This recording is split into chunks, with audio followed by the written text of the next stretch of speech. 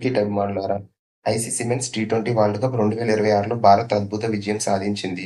ట్రోఫీని గెలుచుకుంది. Final match అహ్మదాబాద్‌లో జరిగింది. ఇందులో ఇండియా జట్టు న్యూజిలాండ్‌ను ఓడించి ప్రపంచ ఛాంపియన్‌గా నిలిచింది. ఇప్పుడు అందరికీ ఒక ప్రశ్న ఉంటుంది. ఈ టోర్నమెంట్‌లో భారత్‌కు ఎంత ప్రైజ్ మనీ వచ్చిందని. ఈ టోర్నమెంట్ మొత్తం ప్రైజ్ మనీని ఇంటర్నేషనల్ క్రికెట్ కౌన్సిల్ సుమారు 120 కోట్లు పైగా ప్రకటించింది.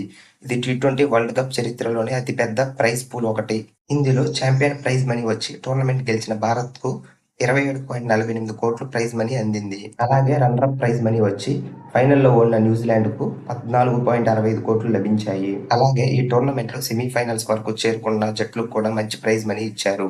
సెమీఫైనల్స్ ఓడిపోయిన సౌత్ ఆఫ్రికా మరియు ఇంగ్లాండ్‌కు 7.24 కోట్లు ఇచ్చారు.